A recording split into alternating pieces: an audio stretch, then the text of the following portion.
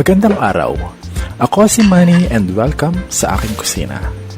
Pag-uusapan natin ngayon kung paano makakatipid ng kuryente sa pagluto ng kanin at ulam ng sabay sa iisang rice cooker. Sa araw na ito, pagsasabayin natin ang pagluto ng itlog at kanin sa iisang rice cooker. Tipid na, mabilis pa.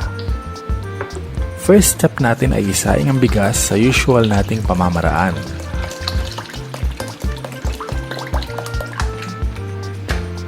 Hugasan ng bigas para matanggal ang mga ipa, bato at iba pang excess na dumi ng palay.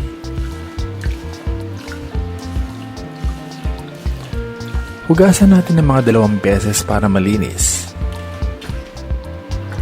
Takalan ng tubig ayon sa klase ng bigas. Masyadong maalsa ang bigas na lulutuin ko, kaya 3 cups lang ang ilalagay ko kada 4 cups ng bigas. Lagyan natin ng suka para matagal mapanis pag naluto na ang kanin.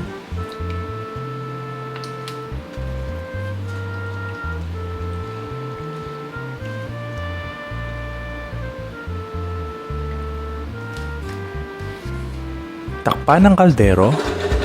Isa lang sa rice cooker at antayin kumulo at umalsa ang kanin. A few moments later. Kapag umalsa na ang kanin, pwede na nating ilagay ang itlog.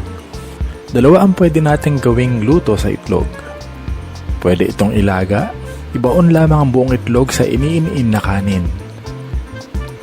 O kaya ay pwede ring steam cooked. Basagin na itlog at ibuhos ang laman sa ibabaw ng umaalsang kanin. Karaniwan natin itong ginagawa sa pritong itlog gamit ang mantika. Pero pwede din naman steam cook tulad nito. Mas healthy at mabilis din maluto. Takpan ulit ang kaldero at magantay pa ng mga 10 minuto. Habang nagiiniin o naluluto ang kanin, sabay ding maluluto ang itlog. A few moments later.